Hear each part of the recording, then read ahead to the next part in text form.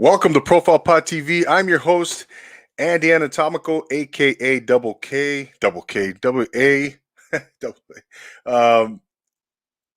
How's everybody doing out there today? I got a special guest in store for today's episode. Really excited about our guest. Before we get to our guest, though, I want to say I'm just kind of still riding high from last night's episode with Mega Man and Chris from Kickback Podcast. Had a lot of fun last night. So if you haven't seen that episode, catch it on YouTube. You can see it in its entirety. The link is also in my bio on Instagram at ProfilePodTV or at 90s Galore.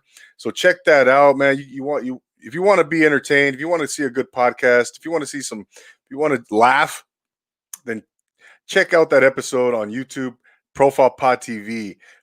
So big shout out to those guys and also everybody who tuned in last night. Big shout out to you. Almost a 3-hour episode. So that was we were making podcasting history last night and here on Profile Pod TV. So check that out, man. And so I want to continue to collaborate with those guys and continue to move forward. So thanks again to everybody from last night's special event. Really excited about that one. So I'm just pleased to be a part of it. I'm glad it was here on Profile Pod TV. So don't forget to follow us on Instagram. Follow us at Profile Pod TV again and 90s Galore. Apple Podcasts. Write us a review, rate and review, the 5 stars, all that good stuff, man. You guys know the drill, right? We sound like broke records, but hey, you know what? It's important.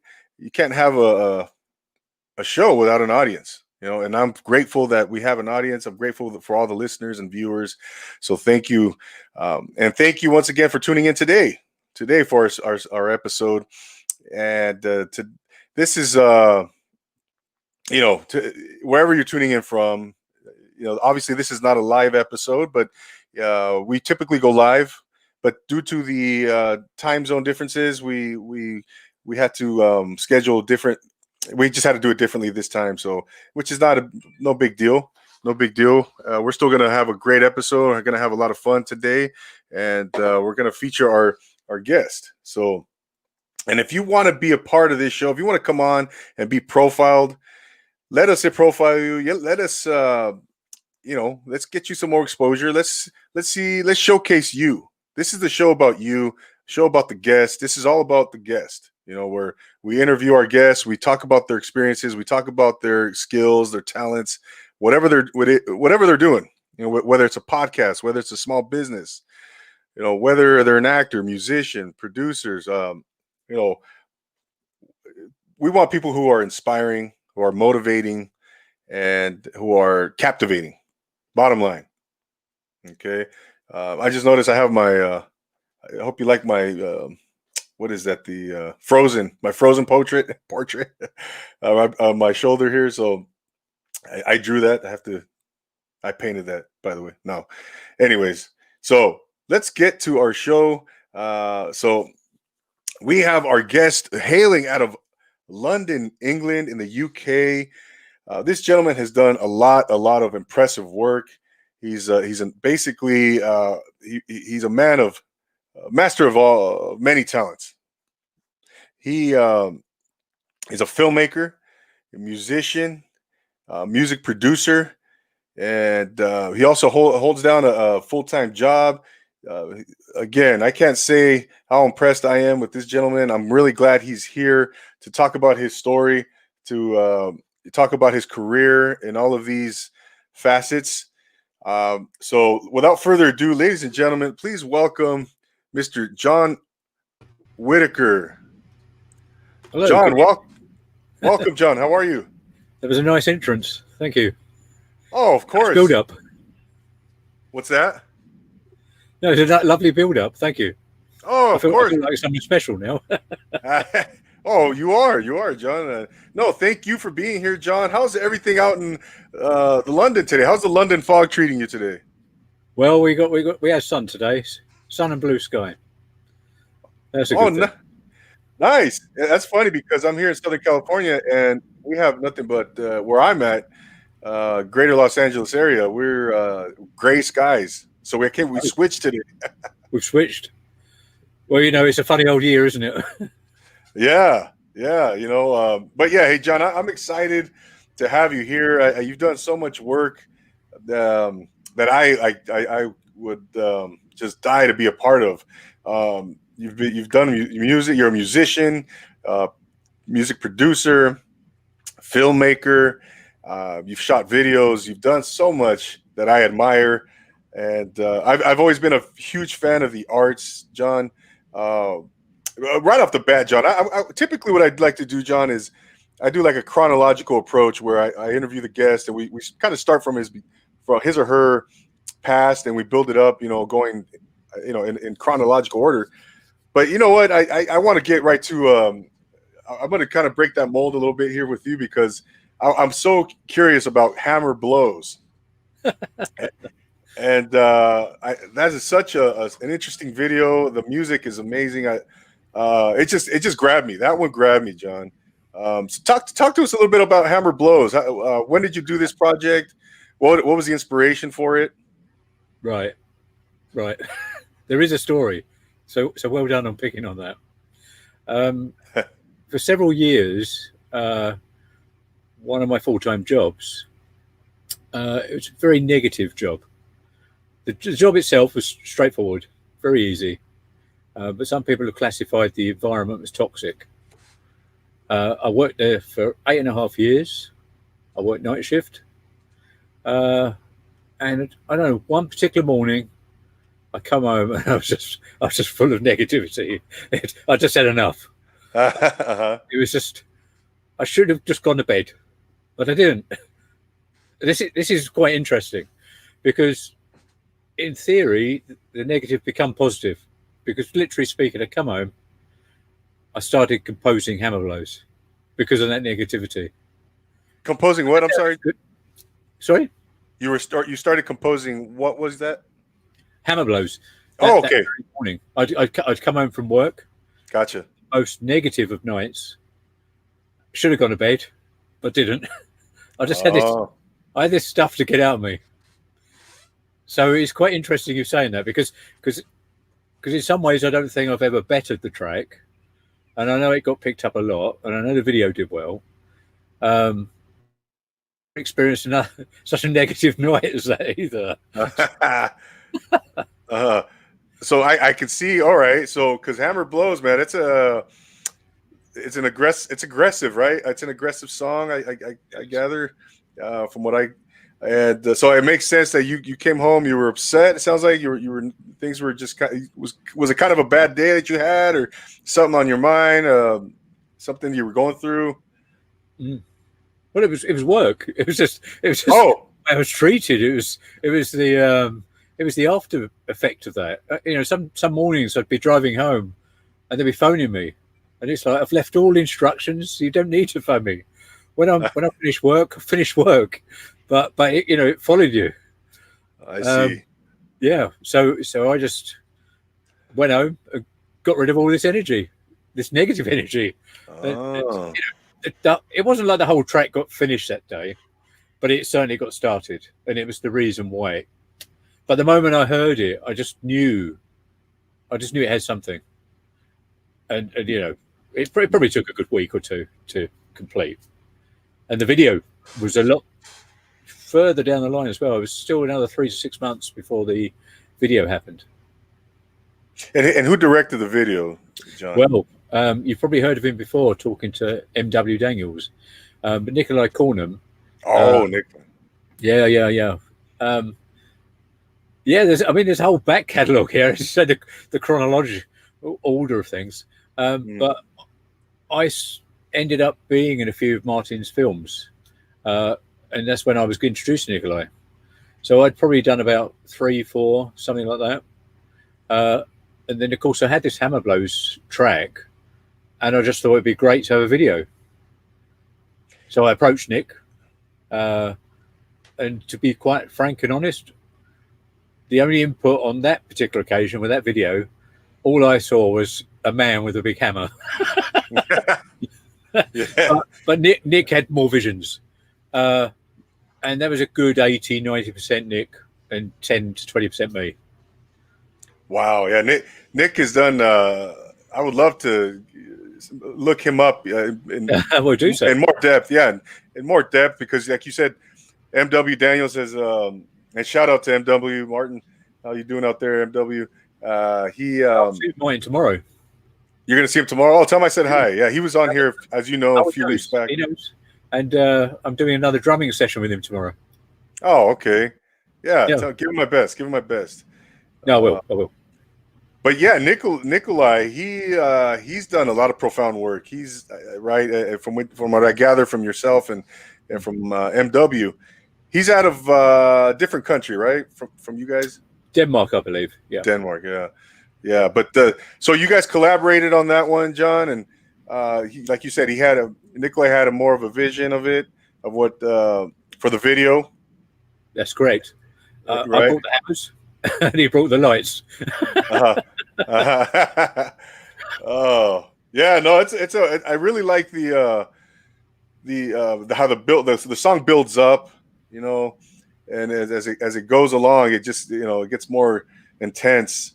And when I just generally speaking, when I listen to your music, John, please correct me if I'm wrong. I know you like the electronic genre.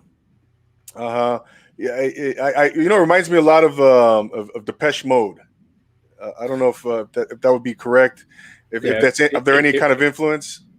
Yeah, of course. Yeah, I was 15. I was working in a Saturday job as a busher. Well, not the fully fledged thing, but serving the customers in the bushers. And I remember getting an album. It was called The Hit Squad or something, and it was one of them greatest hits or something. And the whole, it was Kajagoogoo there, Depeche Mode, Kajagoogoo, Culture Club, all these kind of people. And I remember playing this tape in my dad's car. And the moment he said, "Oh, who's this? What are you listening to Depeche Mode for?" I was at that age where you're rebellious. And because my dad had mentioned Depeche Mode, and it sounded like he was irritated by that, I thought, I'm gonna like this group. and the following week, I went and bought Construction Time again.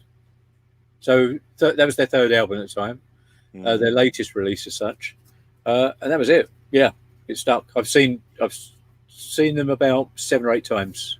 Yeah, still there. I'm still following them. Yeah. Oh, they're obviously amazing, right? And so yeah, when I listen to your music, it reminds me a lot of Depeche Mode and stuff like that. So going back to when you were 13, 14 years old, I think you mentioned prior to the show that that's when you discovered your love for music. Am I correct? Yeah, absolutely. My mum was always singing in the kitchen, always. She was listening to Radio 2 and all the things, but the Beatles, Cilla Black, these kind of people. She'd always be singing along. But my dad, on the other hand, he was into the Tornadoes, Jean-Michel Jarre, and Jeff Wayne's War of the Worlds. So there was all that weird, interesting music from my dad's side, and all that very straightforward, eclectic music from my mum's side. So yeah, I just grew up with it. I wasn't involved though. You weren't what? I'm sorry? No, I wasn't involved in making music or even thinking of making music. At school, I was on the trombone, trumpet, and some drums. But that was through orchestra, that kind of thing. Art, funny enough, like drawing, freehand, that kind of thing. Okay. That was the thing I was into at school. Soon after school, I ended up doing a lot of writing. I've written 3 books actually, and some poetry. That was through my 20s to the 30s. Wow, interesting. Right? So you wrote 3 books, you said? Not published though. not yet. Not in my loft or something. Oh, okay. Maybe one day. Yeah, but so your first love sounded like it was drawing or painting, sketching. Mainly drawing, but painting obviously when I was at school. I just didn't like the mess of painting. You're always getting your hands dirty, But pencil drawing, pen and ink, even colour work, that was, and it was always enlarging things. Can't explain it. I'd have a comic, typical A4 size, say, American letter. I'm trying to think. You do quarto, don't you? But sort of that size. But I would boost it up 2 times the size, just with my eyes, just to make a poster or something. Got no explanation why I do it. Wow, when I'm here now, I look back and I don't know why I did it. So you mentioned you in the trombone. I also played the trombone in 5th and 6th grade. That's one regret I have, John. I wish I had continued playing the trombone. But I was more into sports. I grew up as an athlete. But looking back now, I wish I had never quit. But hey, I was a young kid. Not too late. You get back. Yeah. No, you're right. Absolutely. It's not too late. You said you like being inspired. So yeah, you were holding yourself back. Yeah, absolutely.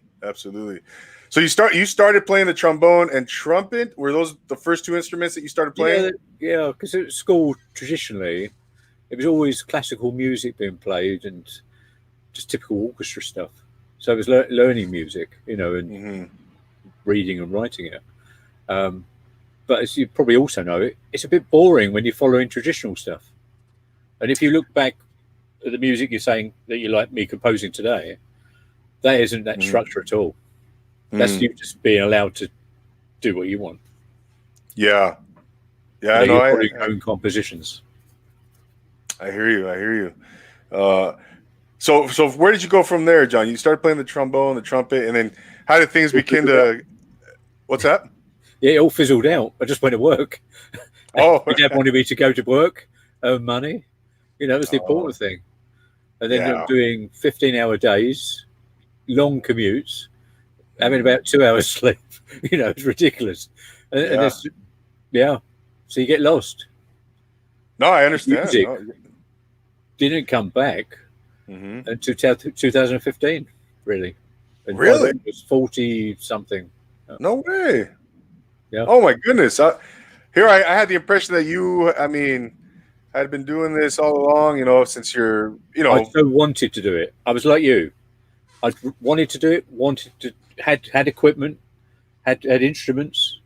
They just sat there gathering dust. Wow. But we go to 2013, I started putting on weight. And I thought I need to do something about this. Up until that point, I was one of them people with metabolism and could burn the fat off. It was fine. But then suddenly I started relaxing a bit more, less anxious, started to put weight on. And I thought, hang on, I've got to do something here. So I took up cycling, like a nutter. A typical, lycra and all that kind of thing. But within 8 to 10 weeks, I'd burnt a lot of the fat off and I was looking really good. But I kept on going for a good 2 years, doing a couple of tours and stuff like that. And then I had a heart problem as a result of it.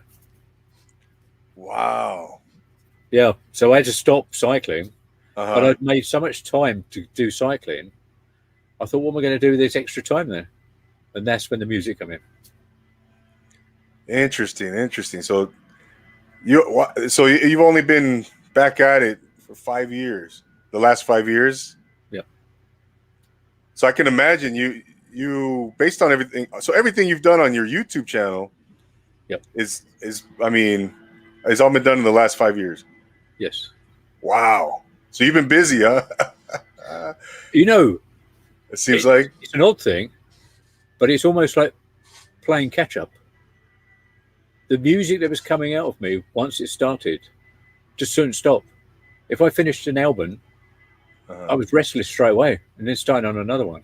Oh, it was almost like I don't know, just something flowing into you and saying you. I don't know. It just took over my life. It hasn't. I sit in this room. There's a family out there somewhere. Yeah. Serious. Right. But I would cut off, disconnect because I'm just so busy. That's interesting, John. We're kind of in the same. We got a parallel here because, I decided to go back and start doing, you know, creativity later on in life, you know. And wow, you know, I have a family too. You know, I have a full-time job, and since I started it, you know, like you said, it's just things just started evolving and going and going, and the momentum started building, and you know, things are moving along, and it's been a fun journey. It's been a fun journey, you know. But that's interesting though. Everything that you've done, John. I mean, you've done some really cool stuff. Realizing that you don't have to live that life. We do because we all need to earn money, but, Mm-hmm. but that sometimes does take us away from the things we're perhaps good at or the things we are enjoying. And that's kind of unfair because that means your whole life is dedicated to something else that you may have a talent for. The thing is, there's Mm-hmm. no money in music today either. But what I've recognised, as long as you enjoy doing what you're doing, forget about the rest. Absolutely. Do it for you. So everything I do today, I do it for myself first, and then it's always nice to see what happens once it gets released, and see how that affects people. If they like it, if they don't like it, I love that perspective, John. You know, you do it for yourself because you enjoy doing it from the heart. You know, you beat the system that way. you beat this. Yeah. You do. You do, Uh-huh. Yeah, absolutely. You know, and you never know. Maybe you have a slim chance of breaking into doing what you want to do. Remember, the things I do in film now, they're expanding. More people will get to notice things there. hmm So there's a difference between doing something or not doing something. So I'd rather yeah. be doing something. Oh, no doubt, John. Hey, you know, if I can make a living doing this, John, I wouldn't have a problem with that at all. You know, and that's my goal. Honestly, you know, I would love to make a living doing this. So, uh, and you know, I've done some acting, John. I've been in the world, you know, in that entertainment arena. Um, so which is another reason, you know, going again, you know, getting back into it because I love to do it and I missed it, and I'd rather say, you know, I'd rather look back at my life and say, I wish at least I tried, you know, at least I tried and I gave it a sincere effort rather than I wish I had, you know. Gosh, imagine what would have happened, you know. I don't want to live like that, you know. Yeah, I mean, we seem to live in this world of money and Yeah. money, everything. But the one fundamental thing that's more important than anything else is time. The biggest commodity we've got. It's the only commodity we've got. And That's it's running absolute. out all the time. So for every day that ticks by, that's another day gone. Yeah. You never get it back. You never get it back. And You know, remember, you can have all the money in the world, but when you die, that doesn't matter about your money anymore. Your time was more important. Always. I've had millionaire. I did a little chauffeur job back in 2006, and I had a millionaire in the back of the car, and he broke down and cried because at the time when I was doing that chauffeuring job, I was doing 4 days on, 4 days off, and I was explaining to him I was doing that job because I wanted to be with my family, see my children grow up, and he mhm, cried in the back of the car because in his strive to get his millions, mhm, he put his family second, and he never saw his mm, children grow up. mm. Yeah, that's tough. Wow. Yeah, no, I hear you, John. I can't even imagine that, you know, being not seeing my kids grow up, you know, that's a huge priority in my life, you know. Mm. But you hear those stories, you know, money doesn't bring happiness, you know, money does, you can't buy happiness, you know, and that's a good example. Poor the Oh, guy missed people his with kids, money, yeah.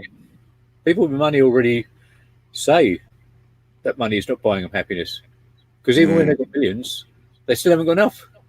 Now, to you and me, we'd say, hey, you know what? This is it. But these people don't stop. They're relentless. And that's kind of worrying because you actually start to think money is obviously addictive and it isn't about the money anymore. But to Yeah, someone who hasn't got it, £5 or $5 is worth a lot. no So doubt. So obviously, once people have broken this realm, they don't know how to manage money. And of course, you probably know yourself, then money is controlling us all because these people are very powerful, and then they've got the control, but they Yeah. don't know how to control themselves. Yeah, it's a vicious cycle, Mm. It's a vicious cycle. Yeah, John.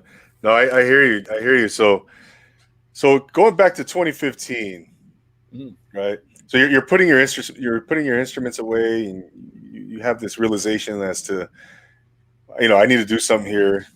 In that moment, John, so what did you do? What was the first step you took after when you What decided, happened? well, I'm going to pursue something? What happened there? I literally did this cycle ride. I was getting prepared for the London Prudential 100. It was literally 2 or 3 days away, and I'd always go out before a big sort of 100-mile cycle. You got to. You can't just you know do a couple of miles and then do 100. Do 100. No. So I had this hill, and I really wanted to attack it, and I did, and I get some good times. But I Uh-huh. come home, had to have a shower, and whilst I've been in the shower, I thought I was going to die. Why is that? Serious, because of this heart thing. I'd never experienced anything like it in my life, and my family had gone away on holiday the day before, and suddenly I imagined myself dying in that shower with the waters cascaded down, just being that was it.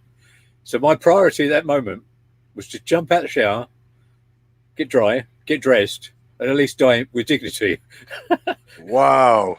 Serious. And of Really? course, in all this going on, I didn't die, of course, but I knew there was something wrong.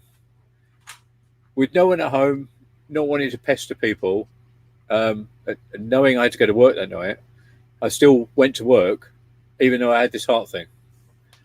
When I got to work, they took me to the hospital, and then the hospital Wow. admitted me. Yeah. That's So probably now I'm having angiograms and all sorts of things. Got uh diagnosed with something called myocarditis, uh, and the whole experience just said you've got to leave a legacy for your children because you could literally die any day, and that was it. That was the moment. wow. Yeah. That's I know you're right, John. You just never No, you never know, man. It's we yeah. take tomorrow for granted. Hmm. Tomorrow may never come. Serious. You may wake up today, and this. I don't want to speak doom and gloom, but this could No, I be your last day. But if you live like that, you're going to do. Does that make sense? oh yeah, no, absolutely. John, just just to give you an example, you hear about things happening, you just never know. And yeah, speaking of this particular subject, living life to the fullest every day, because you just never know. I had this little experience a couple months ago. Went to the river. I think I told Martin about this too, on his when he came on here. There was a little floaty. My daughter's floaty floated away into the water, into the river, and the Colorado River. You may have heard of it. Yeah, It's a very yeah. big river here on the West Coast in the United States. Um, I saw my wife goes, "Hey, can you go get the floaty?" So I'm swimming out there about 100 yards, and this floaty keeps going away, and I'm like, "Oh my god, I can't." It keeps drifting and drifting. I can't seem to reach it. So at this point, I'm out into the river. I'm out a good 100 yards now, and I'm starting to get winded. And so now I'm starting to realize, okay, now once I get this floaty, it's a little $5 floaty. Is it going to hold me up? I'm pretty heavy. I'm a pretty big guy. And so I start realizing, wow, okay, so all these things are going through my head. Now I got the current going. There's boats driving. So I start to kind of, panic a little bit because I'm getting tired. So I start shouting for help. Good thing the guys next to us had a jet ski. They came out and he was on it right away. And I grabbed the jet ski and I was able to grab my breath, catch my breath. But point is that, you hear about stuff like that. I have people drowning and you just never know, you know. And that was just a little simple thing, you know. I all I did is go out into the water, and grab my daughter's floaty, you know. And so yeah, you really moments like that, you realize, you know, gosh, it could just all end so abruptly. I've heard of a story of someone just falling over in the kitchen and hitting their head, and that's it. Yeah. But And yeah, John. No, that's great. So you decide, hey, I want to leave a legacy, and that was the moment of inspiration for yourself. that's And that's then when it started. But I never knew it was going to turn out like it has. So it just goes to show, from my perspective, fate and destiny does exist in some ways. yeah, and you look, imagine, John, if you had never even, you know, go back 5 years and you had never had that moment. This You know, will be, yeah, what's that? What's that? yeah. This will probably the whole one eye to see thing, the videos, everything would not exist. I'd Yeah, be still cycling. right. You know, we wouldn't be talking. We wouldn't be having We this wouldn't be talking. conversation, right? You would have never met Martin probably. Not really. Hammer Bros. Yeah, you're right, because Martin saw a crazy video I did. Because we were obviously working. I don't know if you know this, but we were working at the same company. Yeah, you mentioned that. About his music, and all sorts of things, but he never talked about the films. But I started a YouTube channel and posted some really odd video I did with my daughter, and he saw it, and he never seen anything like it. Which one was that? No, it's not there anymore. It's not. It's removed. Oh, because even I'm embarrassed. oh, okay. Yeah, he wants to see it again, but I'm not sure. I have to get brave. But he didn't know I was that way inclined, and he saw me, and he thought, "Do you want to be in one of my films?" So that was that link. So he actually saw you had never met Martin prior to that. We'd met in work. Okay, work. That's right. Music and stuff. Yeah, You guys work together. But we filmed together until I Oh, posted that crazy video. now, were you aware that he was doing you know, filmmaking and stuff like that? No. That's wow. So that's how that collaboration came about. He Yeah. saw that video, and yeah, that's pretty cool. That's pretty cool. And what so what was the first thing that you did, John, after you had that moment? You did that video with I think you said with your daughter. The hammer blows. Yeah. Okay, Hammer Blows. Oh, sorry. Yeah, hammer blows in with my daughter as well. Yes, I forgot about it. But no, this other crazy video. Yeah, my daughter videoed it. She was turning the phone round and round, and I was pulling all sorts of different faces and looking like I was falling in my car. I don't know, all sorts of crazy stuff. He saw that video and thought, "Hang on, this guy might have something." You know, he obviously it kind of. A lot of people aren't liberated, I don't think, in life. I think a lot of people suppress themselves, hold themselves back. But I'm quite happy to just do things. Yeah, you kind of you know, that's a great point, John. Including myself included. I you know, even now when doing this podcast, there's moments where I kind of suppress, you know, the you know, where I kind of want to open up more, you know, and kind of take a leap, you know, more of a leap and something. But I'm trying to get to that point where don't hold back. I'm going to help you tonight. All right. No, you're definitely inspired me, John. Absolutely, everything that you've done. So you start collaborating with MW. And then, so what happened next? What was the kind of how did things start evolving from there? Well, I mean, as a sort of going back slightly, when I decided I was going to start doing music, I just did one track, and it was called The Tomb, and it's on my first album called The Great Distraction. Once it was complete, I thought it sounds like a proper track and everything. Mm-hmm. But I thought I need to test the water. And I took this track to work, and there was another work colleague, and I let him listen to it. and he just loved it. And I didn't think he would, but he did.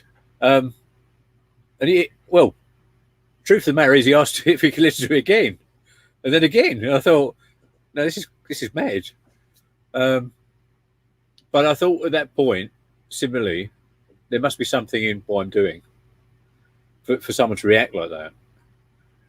I made a crazy little video using my mobile iPhone on a train. Yeah, well, I was making probably traveling to London or something, and I made a video of this tomb thing, and that was the first video that went up online as well. But he kept playing it at work, and then he was playing it to all the other work colleagues. So I would hear about everyone listening to it, and then I was kind of getting a little bit embarrassed. Yeah, I hear you. I know what you're talking about. But that was it. That was the sort of beginning. But he really inspired me to keep making more tracks. He said you must be able to make an album. I'm thinking, how did I make a track? But anyway, I did. I thought, let's move forward. And you've just sparked something off here. Because I'm thinking back to the next track I did.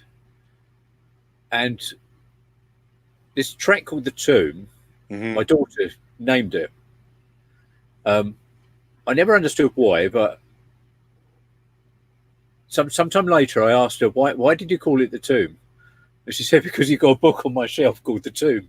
And I thought, that's so sad in a way.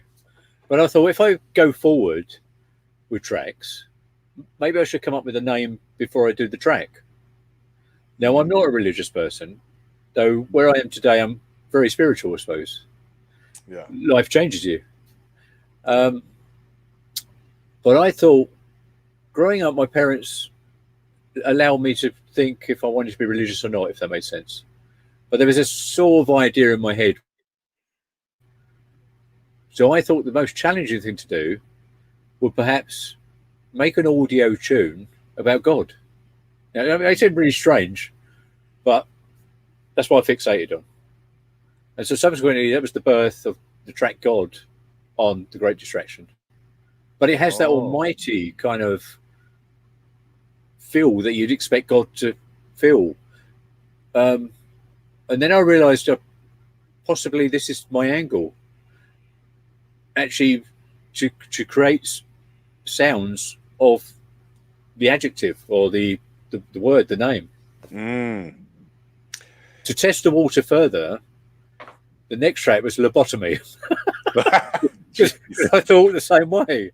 I thought, can I make a visual mental image audible? And I don't know if you've seen the video or heard the track. Lobotomy? Yeah. My daughter can't listen to it. She has the vision in her head, and it scares her. She can't listen to it, even now. Wow. Which isn't a good thing when you're trying to attract people to listen to music, to actually put them off. But there are some people who like that kind of thing too. But that sort of explains the birth of what my idea of making tracks was all about, if that makes sense. Yeah.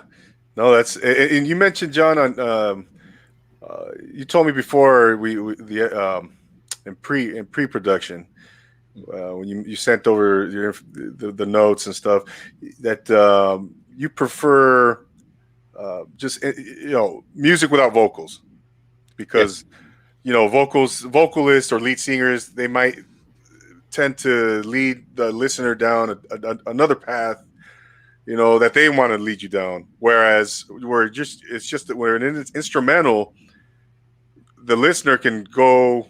The listener has options, right? And I thought that was really profound, because I thought, yeah, no, that's absolutely right,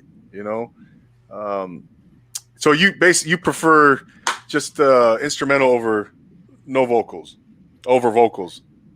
I think what I call it is kind of mind music. Now, some of it can be aggressive, and of course that will maybe create road rage, which you don't want to be doing. But I have done some mellow tunes too. But the dark side actually seems to emanate and seems to be the better hold. And obviously it works for The Prodigy, worked for Depeche Mode, and such like. But both of them two artists are two inspirations to me. And I should add that Tangerine Dream and Roixop too. If you can imagine a kind of culmination of all of them, they've had a sort of massive effect on me. Because Tangerine Dream is always my music. It's always taking you, like, floating off somewhere. Yeah. But I like my beats too much. You what? I like my beats too much. So Tangerine Dream don't usually have the aggressive and beaty type thing, if that makes sense. No, it does. It does. And you mentioned Prodigy. That's another one. Yeah, that's I forgot about them. To mention them. So yeah, they're very, very profound artists to be influenced by. So going back to the Tomb, John. Now, which instruments are you playing in the Tomb? There's synthesizers. Okay. And then I'm using Logic Pro. So as a producer, I have to add additions and things. But the weirdest thing about the Tomb, it's the only track I've ever worked on that I've never had to tweak or modify at all. Really? It just sort of evolved. And it's got a weird sort of alien sound to it as well. But that's why I like doing as well, though, dabbling and changing sounds. And today with computers you could do this. Oh yeah, absolutely. I mean, I was talking to Ulrich Schnautz in an interview, 2018, 2019, and he said the thing is today we've reached the stage where we can actually do anything. We've reached the stage. What? Yeah, we can do anything in music. There's literally such an abundance of sound noise. And in theory, trying to make a new breakthrough going forward is going to be very, very difficult. Wow. Yeah. Yeah. That's a great point. There's so much you can do now because of technology, right? And yeah, it's unbelievable. Unbelievable. So, are you still playing the trumpet and trombone in any of your work? No. No. Oh, but on my latest album, Voices in My Head, I did sing 2 or 3 tracks. I did actually do vocals. Oh wow, really? Yeah.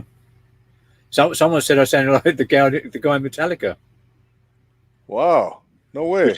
Not a lovely compliment. And sort of hints that kind of moving more into rock almost there. Wow. That's incredible. And so you started with after you did the Tomb and then Hammer Blows. And when did you start doing the acting stuff? Well, Hammer Blows a little bit because I'm 3 characters in there. True. I don't know if you know that, but the mummy one and the thing with the wig with the hockey mask. Yeah. And the hat. They're all me. That's all you. Oh, I mean, I don't think so, but they are. That's amazing. But the next video I shot was Umbilicaled. Which one? I'm sorry. Umbilicaled. Oh, Umbilicaled. Okay. Yeah, that was where I worked with M.W. Daniels and Nikolai, and introduced my friend Richard, another school friend Ian Walls, and 1 or 2 others, and just asked Emma Dark as well if she'd be interested. Though she wasn't the original lead, the lead I had for Undertaker, which was the follow-up video, was the original lead. When Emma came on board, she didn't want to play someone in the background.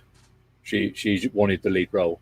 Oh, it was a really tough thing because the other girl, Victoria, she had this job, and then I had to tell her, "Sorry, I've got someone else." And she was so nice about it, but I felt so guilty, and that's why she was used for Undertaker. Oh, I see. So she got the lead role. She did get the lead role, but in the next film. I see. Now, and Umbilicord in the video, are you the guy with the long hair and the hat? I'm the guy with the top hat and the long black the long black coat. Okay. and the shovel as I'm digging up corpses and hanging out. Oh no, sorry, I'm going to the Undertaker. What am I talking about? It just goes to show I'm all getting blurred. Sorry, in umbilical, yes, I am the guy with the top hat, the beard, Yes. I remember chemicals. Yeah. Mm-hmm. Yeah, Okay. the test tubes and stuff. And the lady pushing the baby carriage, that's she wasn't supposed to play the lead role originally. No, sorry, that was Emma. Who, Oh, she Emma. did and was supposed to play that lead role, Okay. but she sorry, she was replaced. She replaced the woman who turned to be in the Undertaker video. It's me confusing everything now. Sorry about this. No. I just trying to sort it out. But so you mainly you do a lot of acting in you appear in your videos. It sounds like, and You probably noticed in some of my videos I'm quite chameleon-like. I don't uh-huh. look the same. Yeah. I purposely did that. Yeah, so that's. I mean, it's like when you're asking me about the beard and the top hat. That's what I did in Umbilical. Undertaker, sorry, was the guy digging up the graves. Then I did Zombie the following year, and then I've taken my glasses off, had a shave, put some makeup on, and looked like a zombie. Wow. And that's a Zombie. That's the short horror film, right? Zombie. That's another short one. Yeah. Mm. I Yeah. don't know if you've seen that at all, but the lady who shot it, she just had this vision, and I just let her run with it. Wow. But I knew if I was going to be in it, Mm-hmm. I'd have to be another character as per usual. Well, and so what do you enjoy most, though, John? Is it the acting? Is it the producing the music? Is it the shooting the videos? Or what is it that you most? I mean, I know you enjoy it all, but do you have a particular I think thing that you like? I have to say it's still the music Still the music, huh? because it's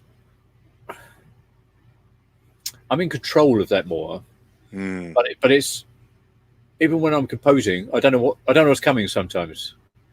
Whereas if I'm making a film or acting a film, I know about it. Yeah.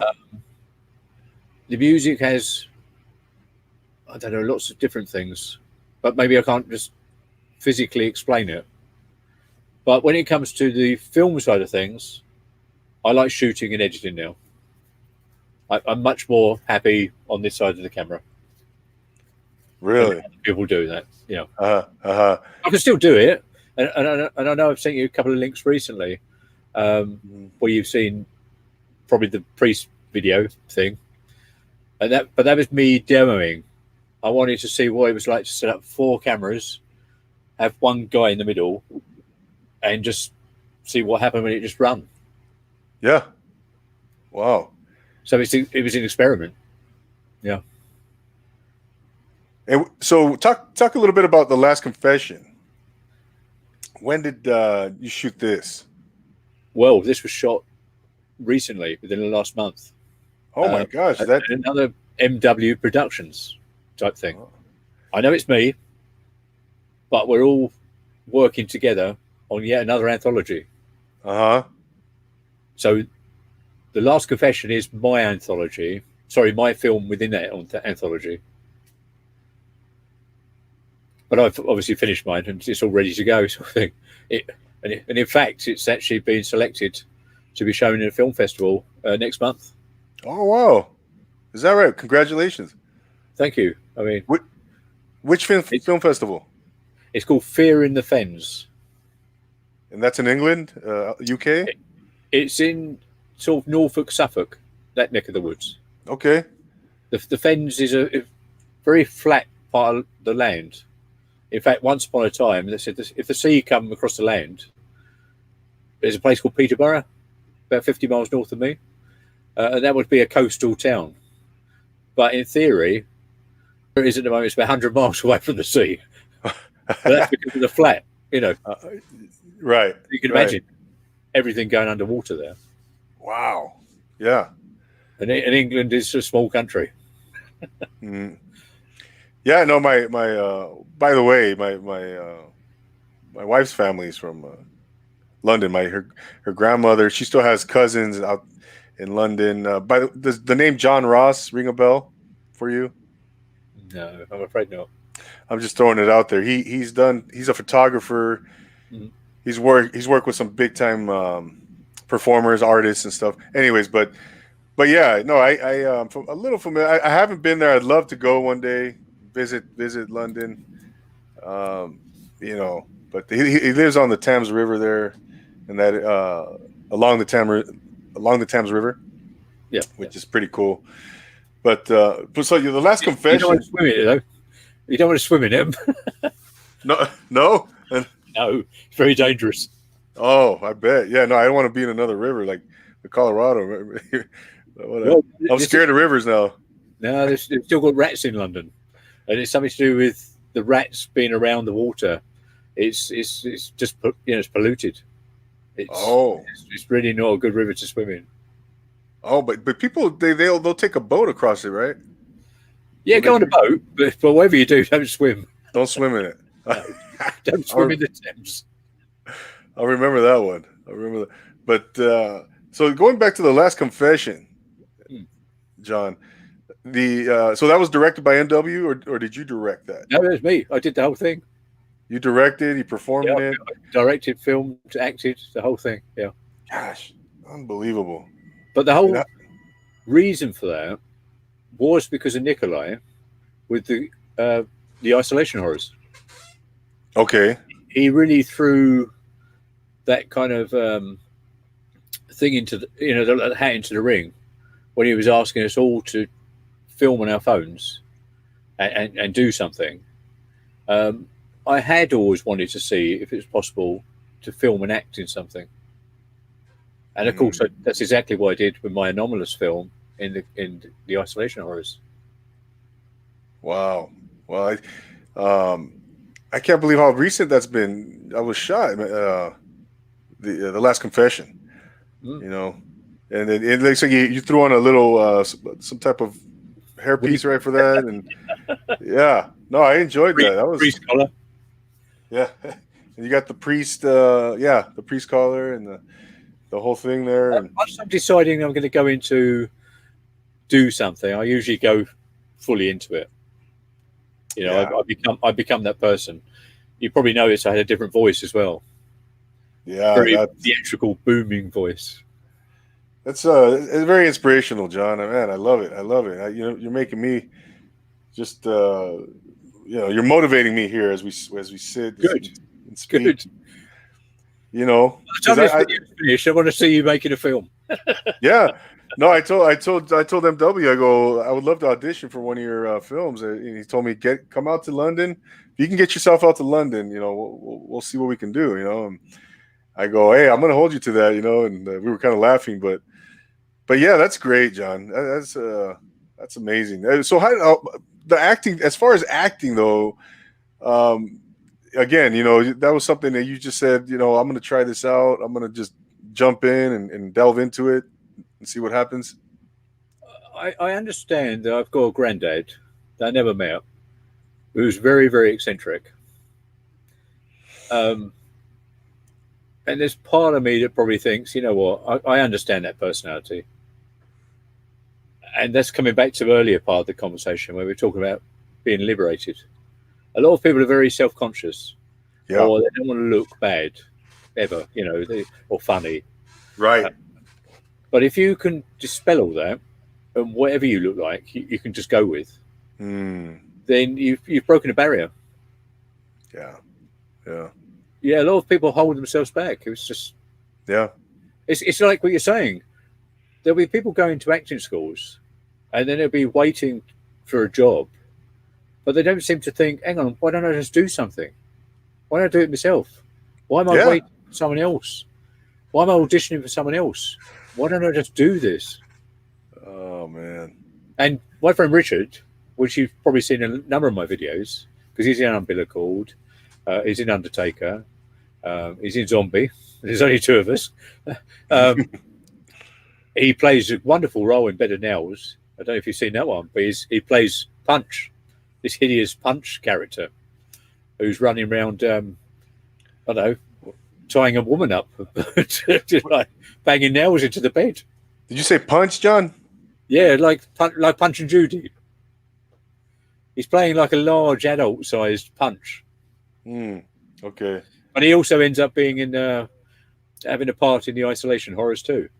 Okay. And then he said to me, all this stuff's just inspired him. And so subsequently, he made a film called Carrigan's Wake last year. Sorry, Carrigan Wakes last year. And then he asked me if I could score the film. And of course I was happy to do that. Wow. Yeah. You guys are doing some amazing stuff. So it was exactly what you said. It was I didn't know I was inspiring him, but I was. But then because he got inspired, he did a film and then he came back and he wanted a soundtrack. Wow. So everything could become self-fueled. Mm-hmm. But it's good to support your friends too. Of course. No, yeah, that's because it's going to come back to you, and what's wrong? Yeah, you help each other out, help each other grow, and you support each other, and it's because you're both in the same boat. You're both artists. You're both trying to maximize the creativity, and but yeah, John, you mentioned you mentioned something about holding back, going back to what we said, earlier. And now when you have you found through this whole process, John, I can imagine the growth you've experienced as a person, right? As a human being, right? Do you feel like, have you experienced, have you had, can you talk about any other kind of self revelations about yourself or growth as a person, as a human being that you've experienced recently in the last 5 years? Oh, certainly. What I've noticed, this is going to make a lot of people laugh who watch this podcast, and it may offend others. But what I've noticed, the music community is lovely, and people work for peanuts and do some amazing work, and everyone's supporting themselves out. When I crossed over a little bit within the film world, it's a totally different thing. It can be very pretentious, people slapping themselves on the back, slapping each other on the back, and it's kind of a bit incestual. It's something that you realize it's not, half the things you're doing are not quite as big as you think.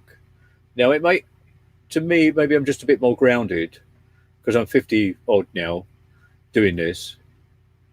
Whereas a 20-year-old coming to something, maybe it is a lot bigger, I'm not sure. But when you've lived a life and could be grounded, you're not going to see that kind of side of things.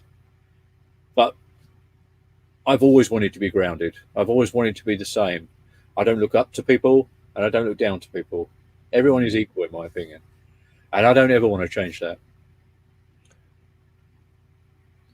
So No, I'm arguing. Yeah, when you, I mean, as I say, maybe the spiritual side of things has become more. I'm much more aware of nature these days. Yeah. You've probably seen via Instagram of me taking all these pictures of clouds and things. Yeah. I'm just inspired by everything in natural, things that are free. No, absolutely. You go outside, John, and nature is so much. Just taking a walk outside. You appreciate the trees, the leaves, grass, just the colors, the sky, the clouds. Those little things. Yeah, I totally get it, John. I totally get it. And the older I get, the more I start to appreciate those things as well. You start to notice those little things in in general, going outside or the outdoors, nature for sure. So this this has been quite a ride for you, John. It seems like, man. I mean, what's next for you? What are your goals here in the next 5 years? Well, it's not stopping. It's keep rolling. I'm Yeah. already on 2 studio albums and another soundtrack album. And as I presented to you, I am in this anthology film, but I'm also working with Richard in a new collaboration on a new film. Wow. And this time it's a 20, 25, maybe even 30 minute, because I'm halfway in edit at the moment, and it's 17 minutes, and it hasn't even kicked off really. Wow. So I think it's going to be a lot longer than usual. Uh-huh. But for me, it's my first proper film. But it's great to collaborate with Richard. Absolutely. No, and I can imagine you're going to continue to collaborate with Nikolai and MW and all the actors you've worked with already thus far. You know, I you think guys. we're all sort of there is like a little family there, because we have cross pollinated, and we've had different actors in some films that have now met some of the other directors, and there's a lot of switching around. But if you're making films, you can't keep having the same actors in every film we make, because that will sort of look a little boring, unless they're all like John Mills or Laurence Olivier or something like that, or Christian Bale, bringing up to speed, different actors that can do that kind of thing. Yeah. No, that's wonderful. That's wonderful. I'm going to be continue to I'm going to continue to keep tabs on your career, John, and we'll see where you go. Yeah, it's going to be exciting. I'm excited to see where that's going to go. So, what advice would you have for someone who wants to break in, or they want to be creative, they want to start, creating filmmaking, specifically filmmaking. What would you tell someone who wanted to kind of what steps should they take to initiate the process? Obviously, to start with, having a device that can film. But today we've got mobile phones, and they are very good. They're good quality. The thing they won't have is stabilization. Some people are interested in, gimbals. I use gimbals, but everything's smooth and steady. There is room for that, but of course you could also buy yourself tripods. Just get your mobile phone on and static. Video software is obviously important, but if you can't afford the top end, obviously look at cheaper alternatives. I think you can get information on YouTube. Certainly don't be scared by nothing. Just do it. Storyboarding, come up with an idea, hopefully fresh, something different. It can be tough. It almost feels like, if you look at a lot of films, there's always something that replicates or seems very similar to something else. But if you add your touch to it, there's a good chance, of it getting seen in a different light.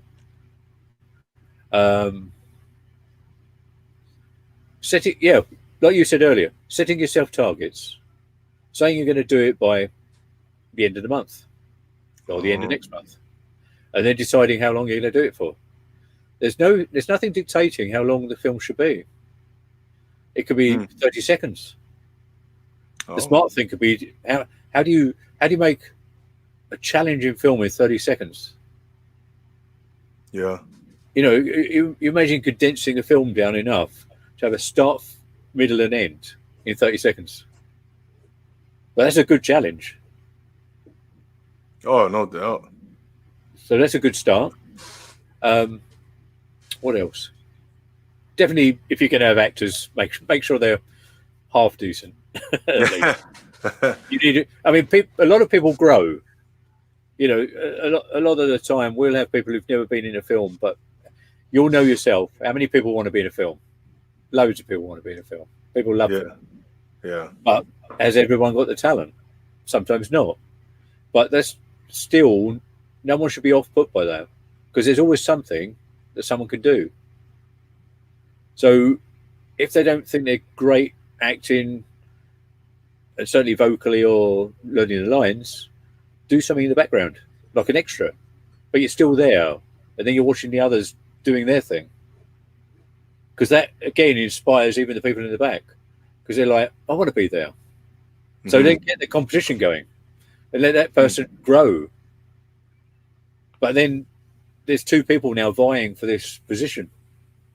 Wow. Yeah. I mean, I don't want to elaborate too much of the film I've just shot, but there's a scene between two characters, and I can quite rightly tell you they're both vying for lead by putting the other one down. And it was meant to Wow. be. I mean, I had this kind of idea. Richard had this idea, and we went with it, and I think it worked. It's I wouldn't say this particular film is a horror film as such, but it's maybe a dark comedy thriller. The comedy is not meant to be, but I've always found if you add a little bit of comedy to something, it makes it more real. If you're trying to be serious, too serious, just doesn't come across sometimes. But if the comedy is too much, it falls apart too. It's a balance. As long as when you get to film set as well, it's a day that everyone's going to enjoy. It's a day out. Food and drink, maybe a beer afterwards. Make the whole thing an experience. Ever since I've done work with Martin and myself, I've just carried that through. There's always beers afterwards. There's a social.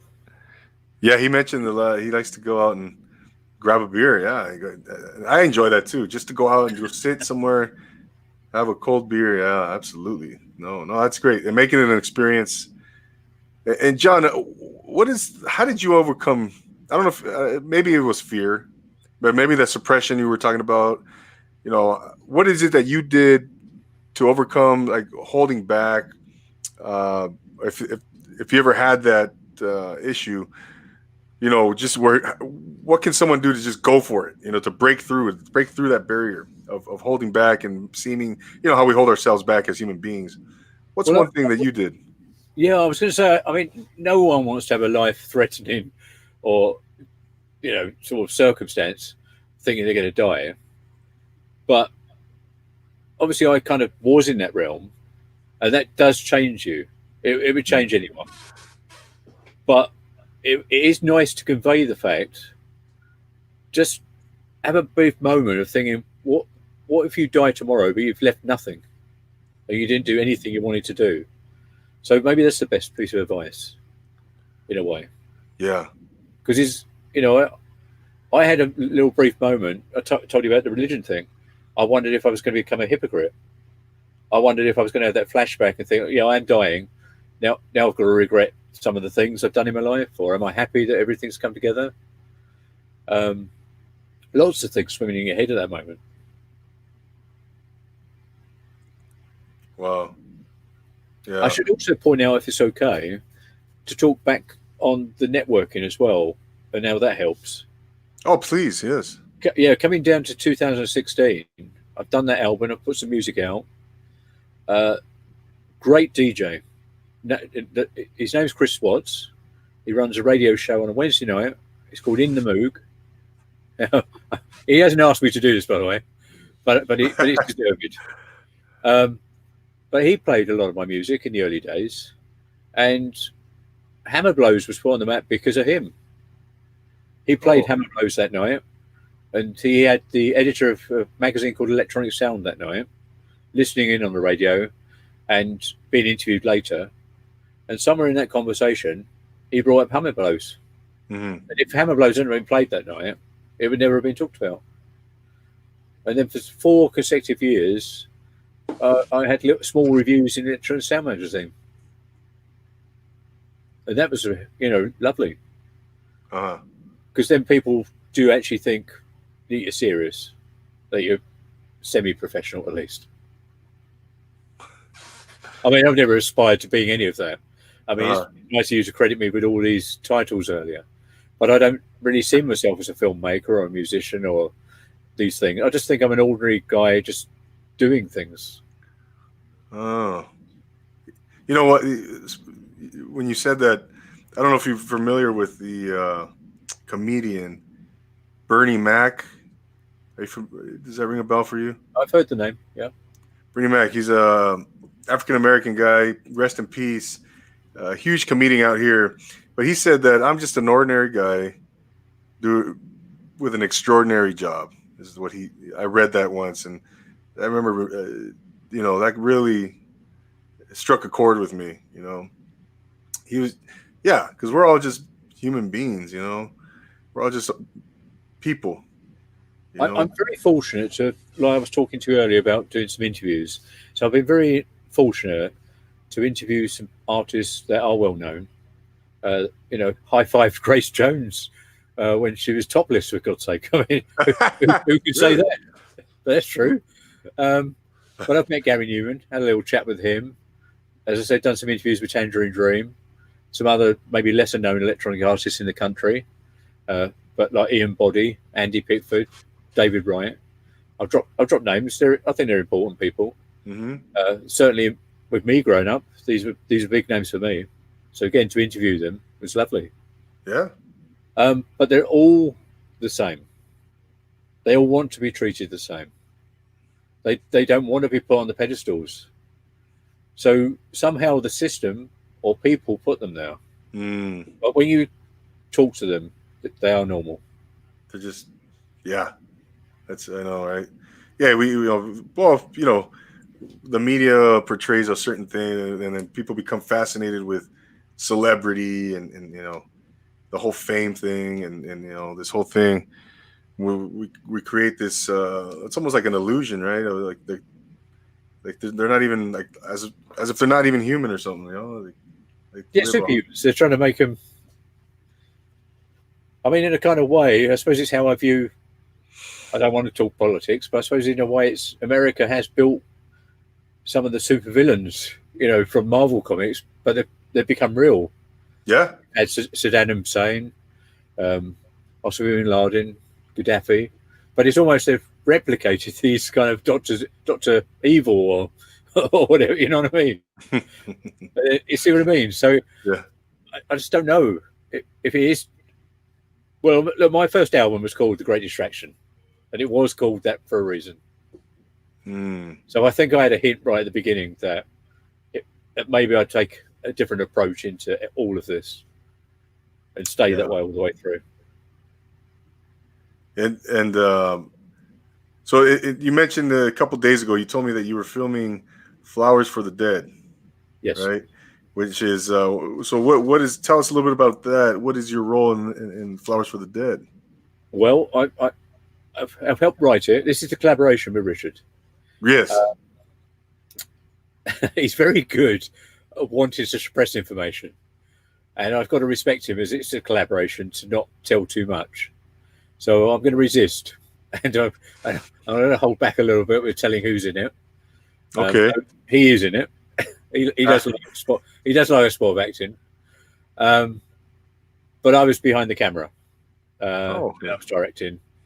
I've done a soundtrack to it. And as I say, I'm in the process of editing. But it's going very well. And when is the estimated time for completion and release? When I finish the edit. but could be next week, the edit. Edit could be finished. Oh, okay. Not as fast as Nick. Nick will shoot a film and edit the following day. It's done. Boom. Wow. 10 or 15 minutes. He's superb. Jeez. But I've got to give him credit because I've always watched him at work. I like what he does. I've never asked him questions about what he does, but he's certainly inspired me. And I've learned a lot from that guy. Right, Nikolai? He gave me a wonderful compliment last year when I did my Hangman 2 video. Uh-huh. I don't know what it was about it, but I think it was a turning point to me too. I was trying to get slightly better at the filming, realizing I could do it myself. Wow, that's amazing, man. Yeah, John, I'm gonna continue to follow you. your career and what things are going to come your way, because what you've done so far is just astounding, just Well, I astounding. mean, on this last album, I've just collaborated with 2, 3 different singers and things. I never thought I was going to go down that route, but they're amazing people. And then they get what you're doing, then they have their own twist or spin. Mm-hmm. And the group Ditsy Yellow, or Ditsy Yellow, they're amazing.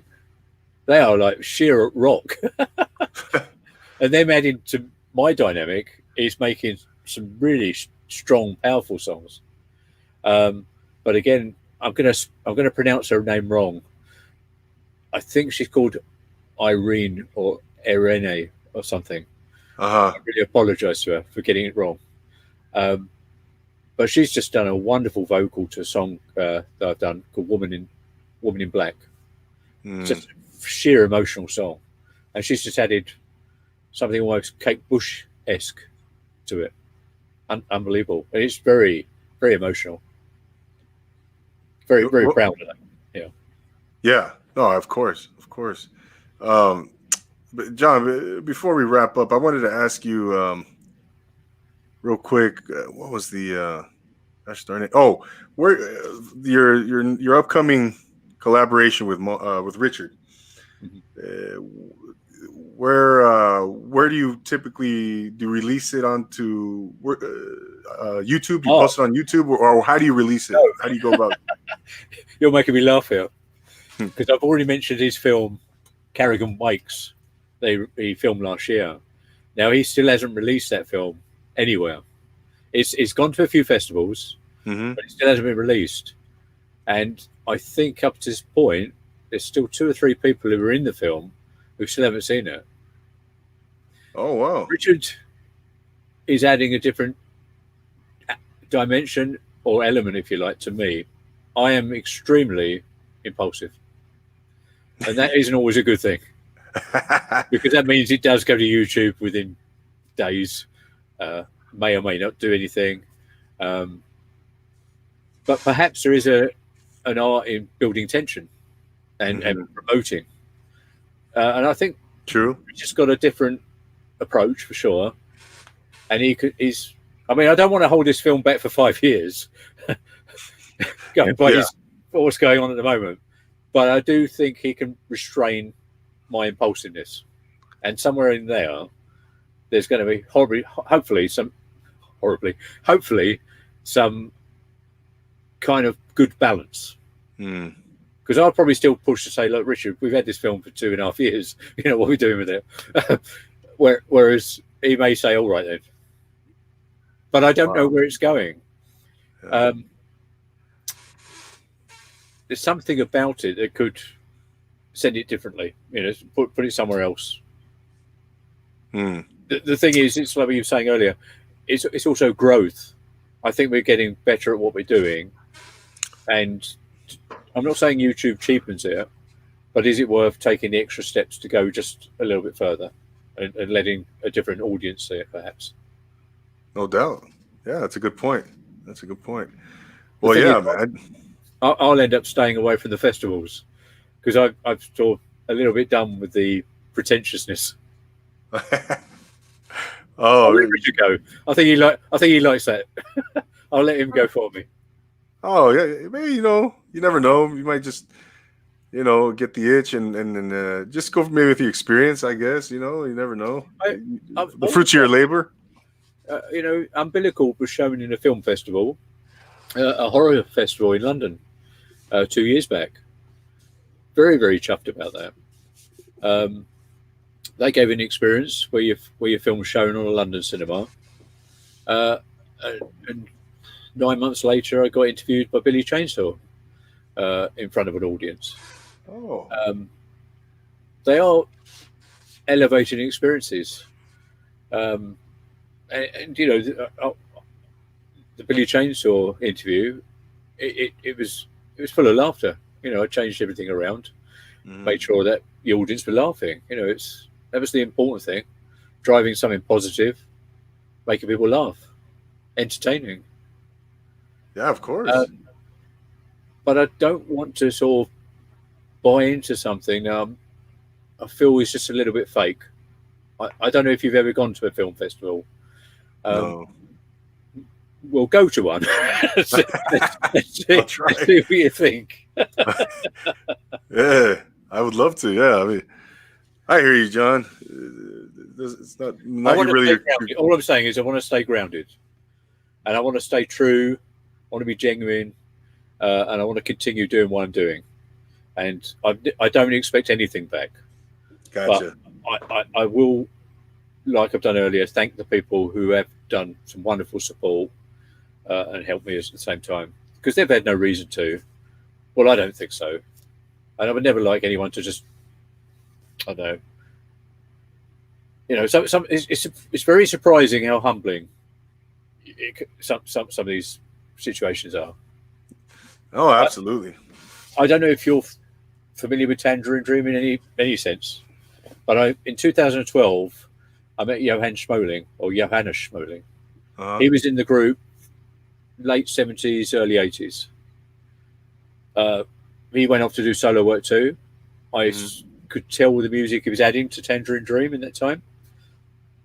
To meet him in Budapest, in front of me, shake hands, I just remember the first thing I said to him, "You're a legend," because he was to me. Wow. But I'd never seen someone shrink back and look so humble. Now, at the time, I didn't really understand it. I just thought, no, I said it again. I said, "No, you're a legend." A few years later, people are saying things like that to me, and not the legend thing, but saying lovely things about the music.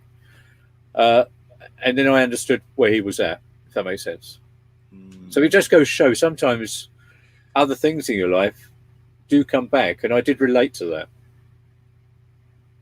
Well, you know, I think when you reach success, when you have a success in any facet of life, you know, it's humbling, and people will tell you, you know, how good you are, you know, and people appreciate that, you know. But I think it's a great feeling. I think it's a great feeling, John, because you know you can enjoy the fruits of your labor. You know, at that point. I mean, not that you know you do again. You do it for yourself, but there's definitely a sense of you know, you get that warm and fuzzy feeling inside when someone tells you, "Hey, man, great job. What you're doing is amazing." You know, when you're acknowledged and you're recognized, it's a great feeling as well. You know, I think so. It's better than it's better than being told what you're doing is complete rubbish. what are you doing, man? No, you know. Of course. No. Yeah, absolutely, man. That's no. I mean, the support slightly minimal, without bigging people up, keeps that groundedness. Yeah, and I think that's important. I do. I just think it's that if you start wanting to have all these likes and loves, I don't know what type of person you are to want that even. Does that make sense? Yeah. Because I'm happy to do what I do, and it's nice to be, to have some sort of. As you get older, you start losing your words. but well, I was going to say. But you're not expecting anything back with what really, you're doing, right, John? No, I mean, I just don't want big words, if that makes sense, because I still don't feel that. I don't feel like that, and I don't think I'm worthy of that. Yeah. I'm just doing what I'm doing and just enjoying what I'm doing. And if people are entertained and like the music, like the films, anything, that'll do me. But don't go overboard. Just right. Don't make me into a rock god or some wonderful film actor or director or whatever. I couldn't take that, honestly. Yeah. No, and at this day and age, though, John, I think, you know, with technology, with all these tools available to anybody, right, to everybody, you know, you have all these filmmakers, you have musicians, you have just, I mean, infinite amount of people doing stuff, creating art. But I think with that being said, when you can create something that's noteworthy and that stands out amongst the millions that are trying to do something out there, I mean, there's something to be said for that, So, but yeah, I hear you're a very humble man. You're doing it for yourself. You're not doing it with expecting anything back. So that's what I'm saying. And I think when you can be recognized, it's just a cherry on top. It's just it's all gravy when you're acknowledged. So I tell you where I get my biggest pleasure, by inspiring people. If people said it's inspired them, that's the thing that makes me the most happy. what is it, John? I'm so sorry. Can you repeat That's that? okay. It's just when people say that they've been inspired by me. Oh, That's the thing that makes me the most happy. that's a huge compliment. Absolutely, no doubt about that. Again, because because you're creating something, whatever it is that you're creating can motivate somebody else to want to do what you're doing. I think that's because you're doing something right. Then I think you're doing it right, and it's touching the audience. It's meaningful to the audience. It's utilizing time. It's utilizing time right. You mentioned it yourself. I'm still doing a full-time job.